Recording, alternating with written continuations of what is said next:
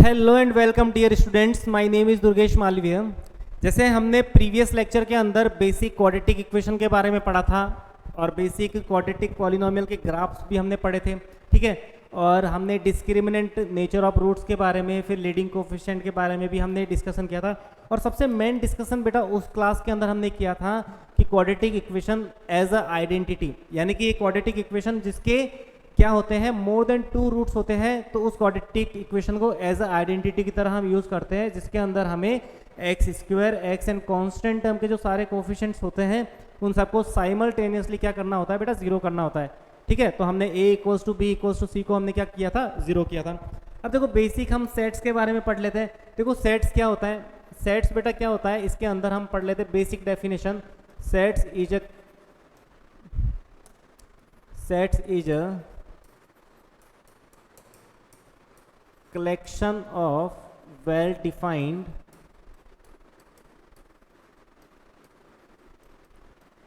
Objects, है ना। Sets क्या होता है बेटा, कलेक्शन होता है किसका, वेल डिफाइंड ऑब्जेक्ट का। और जो ऑब्जेक्ट्स होते हैं इसके अंदर, ऑब्जेक्ट्स आर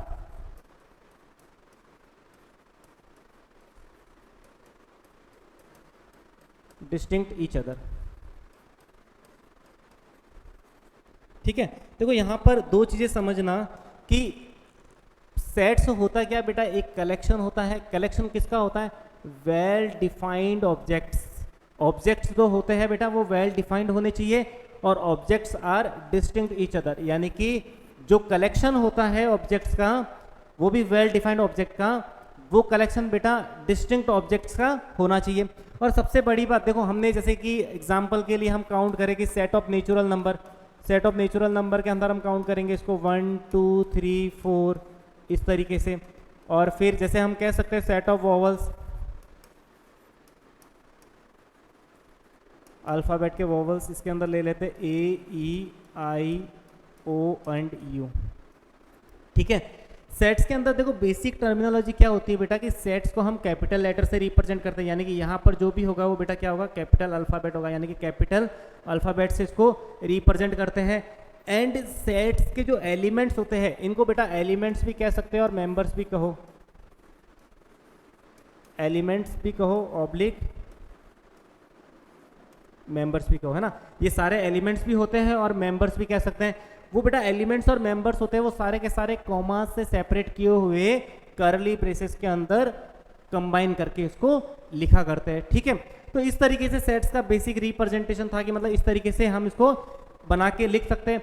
बेटा इसके अंदर भी एक दो तरीके के रिप्रेजेंटेशन आते हैं। देखो रिप्रेजेंटेशन का मतलब सेट एग्जैक्टली दो तरीकों से रिप्रेजेंट होता है। सबसे पहला है बेटा रोस्टर फॉर्म एंड दूसरा है अपना सेट बिल्डर फॉर्म।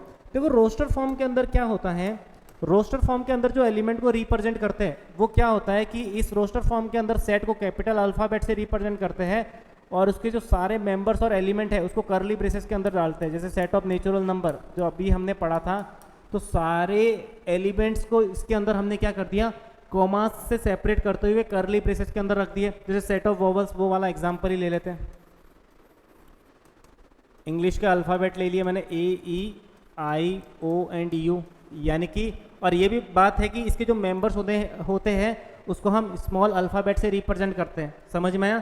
तो इस तरीके से जैसे कि क्लास 11th के जो सारे स्टूडेंट हैं उनका बेटा एक सेट हो गया, तो नॉर्मली हम क्या कर देते हैं, सारे स्टूडेंट्स के नाम को कॉमा से सेपरेट करते हुए लिखते हैं। तो ये भी बेटा एक वेल डिफाइंड, यानी कि ऐसे कह सकते हैं कि ये जो कलेक्शन है वो भी वेल डिफाइंड ऑब्जेक्ट का ही है कि हम क्या कर रहे हैं कि 11th क्लास के सारे स्टूडेंट्स के सेट्स को हम काउंट करें बेटा, तो वो भी अपने आप में एक वेल डिफाइंड कलेक्शन है ऑब्जेक्ट्स का। तो इस तरीके से हमने क्या कर दिया, सेट्स को रोस्टर फॉर्म में कॉमा से सेपरेट करते हुए करली ब्रेसेस के अंदर बेटा रिप्रेजेंट कर दिया। दूसरा तरीका है set builder form. Set builder form में सेट्स को रिप्रेजेंट करने का जो तरीका होता है वो एज अ डेफिनेशन होता है। कैसे कि यहाँ पर जैसे मैंने इस तरीके से लिखा, एक सेट है माना कि A, इसको रिप्रेजेंट करने के लिए देखो सबसे पहले क्या होता है बेटा, वेरिएबल। यहाँ पर होता है वेरिएबल x सच दैट, अब इसके बारे में बताओ, इसके बारे में बताओ कि एग्जैक्टली ये है क्या। तो यहाँ पर सच दैट माना कि x एक नेचुरल नंबर है, x एक नेचुरल नंबर है और साथ ही साथ x की जो वैल्यू होगी वो बेटा 2n के इक्विवेलेंट होगी, इस तरीके से हम कह सकते हैं, ठीक है। यानी कि x अपने आप में क्या है, एक नेचुरल नंबर है और x को हमने 2n ले लिया, तो इसका मतलब क्या करो, इस n की हर एक natural value, n belongs to natural value, ये भी वैल्यू डालते जाओ, ठीक है। यहाँ पर भी n को भी अपने आप में क्या हो, एक नेचुरल वैल्यू जो भी है n को नेचुरल नंबर डालते जाओ, तो इसका जो कलेक्शन मिलेगा, तो इसको देखो यहाँ पर पढ़ा कैसे जाता है, ये अपने आप में एक वेरिएबल होता है जो गिवन कंडीशन को सेटिस्फाई करता है, इसको कहते हैं सच दैट, इसको पढ़ा जाता है सच दैट। इसको ऐसे लिखो या फिर 2 कॉलन करके लिखो, ये भी बेटा सही तरीका, इसको कॉलन करके भी लिख सकते हैं, यानी कि x सच दैट x क्या है, as a natural number and x equals to whatever जो भी है।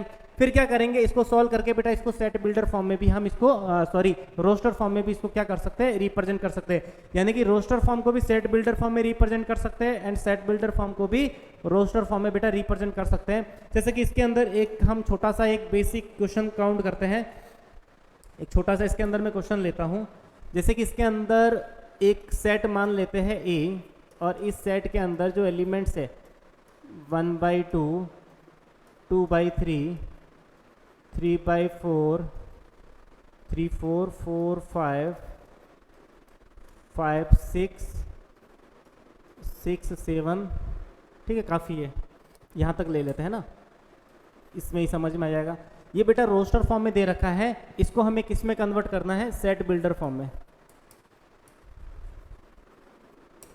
इसको हमें सेट बिल्डर फॉर्म में क्या करना है, कन्वर्ट करना है। तो देखो सेट बिल्डर फॉर्म में कन्वर्ट करने के लिए सबसे पहले तो क्या होती है, इसकी डेफिनेशन लिखनी पड़ती है। तो सेट बिल्डर फॉर्म में रिप्रेजेंट करना है सेट को, तो A, और यहाँ पर हमने क्या कर दिया, कर्ली ब्रेसेस लगा दिया। अब इसके अंदर सबसे पहले स्पेसिफाई करो x variable such that x क्या है। देखो यहाँ पर हर एक नंबर क्या हो रहा है, जैसे ऊपर वाला नंबर है, जैसे 1 है तो नीचे इसका क्या हो रहा है, 1 ऐड करके आ रहा है, 2 है तो 1 ऐड करके आ रहा है, 3 है तो 1 ऐड करके आ रहा है। माना कि ऊपर n है बेटा, अगर ऊपर n है तो नीचे एक ऐड होके आ रहा है, यानी कि ये जो x है वो हर बार क्या हो रहा है, ऊपर जो नंबर है उसका 1 ऐड होके नीचे आ रहा है। तो इस x को मैं ऐसे लिख सकता हूँ कि ऊपर माना कि n है बेटा, तो नीचे हमेशा क्या आएगा, n+1। क्लियर। तो x सच दैट x क्या है कि x अपने आप में n/n+1 में है।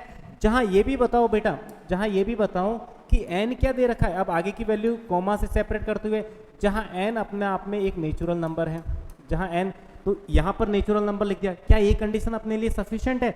देखो नेचुरल नंबर तो दुनिया के बहुत सारे होते हैं, माना कि यहाँ पर मैंने 9 रखा तो 9/9+1 तो 10 हो गया, लेकिन अपने यहाँ तो आ ही नहीं रहा।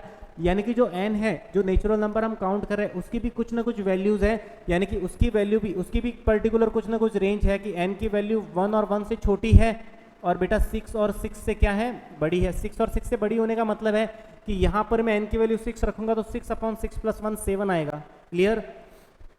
तो ये सारी चीजें क्लियर हो गई। तो इसका मतलब इस तरीके से हम क्या कर सकते हैं, रोस्टर फॉर्म को बेटा यहाँ से सेट बिल्डर फॉर्म में क्या कर सकते हैं, इसको रिप्रेजेंट कर सकते हैं। ये अपने आप में कौन सी फॉर्म दे रखा है, रोस्टर फॉर्म। जब भी सेट को कर्ली ब्रेसेस के अंदर कॉमा से सेपरेट किए हुए अगर एलिमेंट दे रखे होते हैं, तो इसका मतलब वो सेट का जो भी सेट्स दे रखे उसका बेटा क्या है, रोस्टर फॉर्म रिप्रेजेंटेशन है। एंड अगर लैंग्वेज की फॉर्म में दे रखा है तो वो बेटा हमेशा किस फॉर्म में है, सेट बिल्डर फॉर्म में। ठीक है। नेक्स्ट हम इसके अंदर देखो बेसिक्स प्रोग्रेशन यानी कि बेसिक सीक्वेंस सीरीज वाली बात कर लेते हैं कि प्रोग्रेशन के अंदर देखो इसका भी मैं बेसिक्स क्यों पढ़ा रहा हूँ कि फिजिक्स वगैरह में भी बहुत जगह कई तुम्हें पता चलेगा कि हमें सीक्वेंस को समझने में दिक्कत आती होगी कि एडिशन कैसे करना है, किसी कोई अरिथमेटिक कोई पर्टिकुलर किसी पैटर्न को फॉलो करते हुए सीक्वेंस चल रही है, जिसको तुम्हें पता चला कि 10th क्लास के अंदर वैसे भी पढ़ा कि एपी क्या होती है, कि कोई भी टर्म्स होती है, कोई भी सीक्वेंस होती है, उनकी किसी पर्टिकुलर 2 टर्म्स के बीच का डिफरेंस हमेशा सेम चलता रहता है कंप्लीट सीक्वेंस के अंदर, तो उसको हम एपी कहा करते हैं। तो बेसिक सीक्वेंस जैसे मैंने यहाँ पर काउंट किए बेटा, सबसे पहले अरिथमेटिक प्रोग्रेशन है। तो अरिथमेटिक प्रोग्रेशन के अंदर अगर मैं जनरल टर्म की बात करूँ तो जनरल टर्म क्या होती है, a+d, a+2d, a+3d up to a+n-1 into d. Clear. Basics बता रहा हूँ। इस तरीके की सीक्वेंस होती है, उसको हम बेटा एपी कहते हैं। जैसे कि कक्षा 10वीं में भी पढ़ा है तुमने, जैसे कि 1, 3, 5, 7, ये अपने आप में क्या है, एक अरिथमेटिक प्रोग्रेशन है, 1, 3, 5, 7। ठीक है। क्योंकि कॉमन डिफरेंस देखो बेटा सेम रह रहा है, 3-1, 5-3 और 7-5। तो हर बार जो कॉमन डिफरेंस रह रहा है वो कितना रह रहा है बेटा, 2 रह रहा है। तो इसका मतलब इस अरिथमेटिक प्रोग्रेशन का जो जनरल टर्म होता है nth टर्म, वो भी कक्षा 10वीं के अंदर पढ़ा है बेटा। nth टर्म का फॉर्मूला क्या होता है, Tn = t n equals to a plus n minus one into d, जहाँ ए क्या है, सारी चीज़ें पता है। ए क्या है बेटा, फर्स्ट टर्म है, ए फर्स्ट टर्म, एन क्या है, नंबर ऑफ टर्म्स, और डी क्या है, कॉमन डिफरेंस। क्लियर? तो first term number of terms है ना, फर्स्ट टर्म हो गई number of terms and common difference. और यहाँ पर भी हम इस तरीके से चीज़ें कह सकते हैं कि इसके अंदर भी बेटा d greater than zero, d equals to zero and d less than zero भी इसके अंदर हो सकता है, यानी कि डिस्क्रिमिनेंट पॉजिटिव यानी कि increasing AP, less than zero decreasing AP and equals to zero के अंदर बेटा क्या हो जाएगा, कांस्टेंट एपी। तो ये सारी चीज़ें कक्षा 10वीं के अंदर पढ़ी है। इसके अंदर हम यहाँ पर काउंट करते हैं, सम का फॉर्मूला भी देख लेते हैं इसके अंदर है ना, sum of n terms of AP. ठीक है, ये भी बेसिक है, फॉर्मूला हमें याद रखना है, और वैसे बहुतों को याद भी है कि हमें जो एपी दे रखी होती है उसके बेटा एन टर्म का हमें क्या करना है, सम निकालना है। तो सम का फॉर्मूला, इसको हमें क्या करना है, हम इसको काउंट कर सकते हैं बेसिक्स। ठीक है, तो इसके अंदर हमें क्या करना है, सबसे पहले देखो एस एन का formula, s n equals to क्या होता है, इसके अंदर जो फॉर्मूला आता है एपी के अंदर, s n equals to n by two a plus n minus one into d, यानी कि एक अरिथमेटिक प्रोग्रेशन के अंदर जो s n sum of n term का फॉर्मूला होता है, s n equals to n by two a plus n minus one into d, जहाँ पर ए वही first term, d common difference और एन क्या है, नंबर ऑफ टर्म। इस फॉर्मूले को ऐसे भी लिख सकते हैं, ये सम का फर्स्ट नंबर फॉर्मूला है, इसको भी याद रखना है। एक एस एन का फॉर्मूला, अगर first term and last term given हो बेटा, है ना, first and last given, first and last term, ये दोनों चीज़ें अगर गिवन होती है तब हमें ये फॉर्मूला लगाना है, s n equals to n by two, यहाँ पर आ जाएगा first plus last, first plus last, ये जो लास्ट होता है वो बेटा क्या होता है, nth टर्म होता है, nth टर्म यानी कि a plus n minus one into d, वो यहाँ पर हम क्या करते हैं, काउंट करते हैं। क्लियर? फिर देखो इसके अंदर एस एन का एक फॉर्मूला होता है बेटा, s n is equals to sigma t n, ये वाला फॉर्मूला भी वैसे तुमने बहुत कम यूज, रेयर केस में इसको यूज में लिया है। S n equals to sigma t n का मीनिंग होता है कि अगर nth टर्म गिवन है, ये बेटा क्या है, nth टर्म, ये क्या है, ये nth टर्म है, तो अगर nth टर्म गिवन होता है तो हम क्या कर देते हैं, इस nth टर्म के अंदर सिग्मा को यूज में लेके हम एस एन निकाल सकते हैं। यानी कि इसको और मैं सिंप्लीफाई करके लिखूं तो एस एन इक्वल्स टू क्या हो जाएगा बेटा, T1 plus T2 plus T3 up to Tn, up to क्या आ जाएगा, Tn। क्लियर? यानी कि S1 का meaning sum of first term, S2 का meaning sum of the first two term, S3 का meaning sum of the first three term. तो इस तरीके से हम क्या कर सकते हैं बेटा, सम ऑफ द एन टर्म इस फॉर्मूले से हम निकाल सकते हैं। ठीक है, इसके अंदर बहुत सारे हमें स्क्वायर वाले फॉर्मूले भी जैसे नॉर्मली काम आएंगे, सम ऑफ द एन टर्म जो भी है स्क्वायर की फॉर्म में क्या होगा, तो वो भी मैं लिखवा दूंगा, जो भी हम स्टार्टिंग में पढ़ेंगे इसके अंदर अरिथमेटिक प्रोग्रेशन के अंदर, तो सारी चीज़ें इसके अंदर हम डिस्कस करेंगे। ठीक है, तो यहाँ पर देखो s n equals to T1 plus T2 plus T3 up to क्या हो गया, Tn। अब देखो यहाँ पर हमने एस एन का फॉर्मूला लगाया, अब यूजिंग एस एन अगर हमें Tn निकालना है, यानी कि एस एन के फॉर्मूले को यूज करते हुए अगर हमें nth टर्म निकालना है, यानी कि एस एन के फॉर्म में अगर कोई एक्सप्रेशन दे रखा है और हमें पूछे कि अब बेटा इसकी nth टर्म बताओ, तो nth टर्म के लिए क्या करना पड़ेगा, Tn equals to s n minus one, जहाँ पर क्या है n greater than equals to क्या है 2, तो Tn इक्वल्स टू, इस तरीके से हम क्या कर सकते हैं, अगर हमें Sn की फॉर्म में बेटा कोई भी एक्सप्रेशन दे रखा है तो हम क्या कर सकते हैं, उस Sn के एक्सप्रेशन को यूज में लेकर के हम Tn निकाल सकते हैं। ठीक है। अब देखो यहाँ पर किस तरीके से, यहाँ पर हम इस तरीके से यहाँ पे जैसे माना कि हमने लिया n की वैल्यू 2, देखो 2 और 2 से बड़ी वैल्यू मैंने यहाँ पर क्यों काउंट की है, क्यों, क्योंकि यहाँ पर अगर n को 1 काउंट कर लोगे तो n को 1 काउंट करने पर देखो यहाँ पर प्रॉब्लम आ जाएगी कि यहाँ पर क्या मिल जाएगा, 0 मिल जाएगा, तो इसीलिए मैंने इसको 2 और 2 से क्या लिया बेटा, बढ़ा लिया है। तो अगर n की वैल्यू 2 होगी, अगर मैंने इसके अंदर n को 2 रखा, तो जैसे ही मैंने बेटा इसके अंदर n को 2 रखा तो यहाँ पर देख लो इसके अंदर मैंने क्या किया, इफ n इक्वल्स टू 2, अगर इसके अंदर मैंने n को 2 रखा तो बेटा सेकेंड टर्म मिल जाएगी, कैसे कि S2 माइनस S1, यानी कि sum of the first two term, यानी कि T1 plus T2 sum of the, इसका मीनिंग क्या हुआ कि T1 plus T2 sum of the first two term में से T1 निकालना है, तो आंसर कितना आ जाएगा इसका, T2।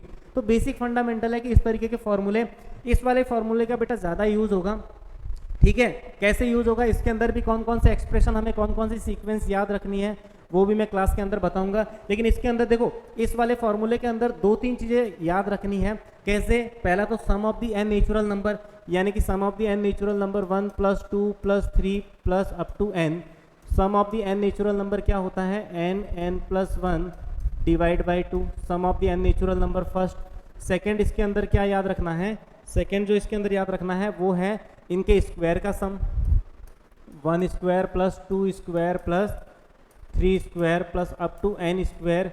इसका जो सम होता है वो बेटा होता है n + 1 2n + 1 divide by 6, n + 1 2n + 1 divide by 6। Third जो होता है इसके अंदर वो हो जाता है इसके अंदर 1 cube + 2 cube + 3 cube + up to n cube. इसके अंदर आ जाता है n + 1 डिवाइड बाई 2 का whole square. Clear, n + 1 divide by 2 का होल स्क्वायर। तो ये तीनों तरीके के फॉर्मूले हैं वो हमें इस तरीके से यूज में लेने हैं। क्लियर, कोई डाउट? तो इस तरीके से फॉर्मूले हम क्या कर सकते हैं, और सीक्वेंस सीरीज के अंदर इसका प्रूफ भी बताऊंगा बेटा कि सीक्वेंस सीरीज के अंदर हम इस तरीके के फॉर्मूले को किस तरीके से प्रूफ करेंगे। तो सारी चीजें उसके अंदर हम डिटेल में यूज में लेंगे। बट ये जो एक्सप्रेशन होते हैं वो बेसिकली हमें Sn = सिग्मा Tn वाले फॉर्मूले में ही बेटा काम आएंगे। ठीक है, नेक्स्ट इसके अंदर हम पढ़ने वाले हैं ज्योमेट्रिक प्रोग्रेशन। ज्योमेट्रिक प्रोग्रेशन के अंदर भी बेटा देखो, अगर जनरल टर्म काउंट करनी है तो इसके अंदर क्या होता है, AR square AR cube up to AR⁻n-1, यानी कि अरिथमेटिक प्रोग्रेशन के अंदर बेटा कॉमन डिफरेंस सेम रहता है। ज्योमेट्रिक प्रोग्रेशन के अंदर बस इतना सा ध्यान रखो कि ज्योमेट्रिक प्रोग्रेशन के अंदर जो कॉमन रेशियो होता है, सेकंड को फर्स्ट से डिवाइड कर दो, ठीक है, फिर थर्ड को सेकंड से डिवाइड कर दो, तो कॉमन रेशियो कंप्लीट सीक्वेंस के अंदर क्या रहता है, सेम चलता है। इस एग्जांपल के लिए इसके अंदर बेटा मैं काउंट करूं तो 2 4 8 16 इस तरीके की जो सीक्वेंस होगी उसको हम क्या कहेंगे बेटा, इस तरीके की सीक्वेंस को हम क्या कहेंगे, ज्योमेट्रिक प्रोग्रेशन, है ना। इस तरीके की सीक्वेंस जीपी में होगी। देखो इसके अंदर बेटा इस तरीके से भी काउंट कर सकते हैं, 4 divide by 2 2, 8 divide by 4 2, 16 divide by 8, इसके अंदर भी क्या रह रहा है, 2 ही रह रहा है। और साथ ही साथ बेटा इसकी भी जो जनरल टर्म का जो फॉर्मूला होता है, nth टर्म Tn = AR⁻n-1, जहाँ a है अपनी फर्स्ट टर्म, r है कॉमन रेशियो और n जो है वो नंबर ऑफ टर्म को शो कर रहा है। First term common ratio and power बेटा क्या है इसकी, नंबर ऑफ टर्म्स। तो बेसिक है r जो है कॉमन रेशियो होता है बेटा, वो हमेशा ध्यान रखना। तो कॉमन रेशियो इसके अंदर भी 1 से छोटा वो वाली सारी चीज़ें काउंट कर सकते हैं इसके अंदर भी, है ना, 1 से ग्रेटर। चलो नेक्स्ट इसके अंदर सम का फॉर्मूला, इसमें भी मैं बता देता हूँ कि इसके अंदर भी सम का फॉर्मूला अपने पास क्या रहने वाला है, ठीक है। Sum of nth terms of GP, geometric progression के। अब देखो सम के फॉर्मूले भी बेटा अभी तो मैं नॉर्मली फॉर्मूले लिखवा रहा हूँ, लेकिन जब हम चैप्टर पढ़ेंगे तो उसके अंदर सारे फॉर्मूलों का प्रूफ भी बताऊंगा कि ये फॉर्मूले किस तरीके से बेटा प्रूफ हो सकते हैं, ठीक है। तो सम के फॉर्मूले में देखो सबसे फर्स्ट फॉर्मूला होता है, इसके अंदर भी Sn से ही रिप्रेजेंट कर सकते हैं, AR⁻n-1 अपॉन R-1, ठीक है। तो यहाँ पर फॉर्मूला है AR⁻n-1 अपॉन R-1, जहाँ पर बेटा R है इसके अंदर 1 से बड़ा होना चाहिए। जब R पहले आएगा तो वो 1 से बड़ा होगा, यानी AR⁻n-1 अपॉन R-1, ठीक है।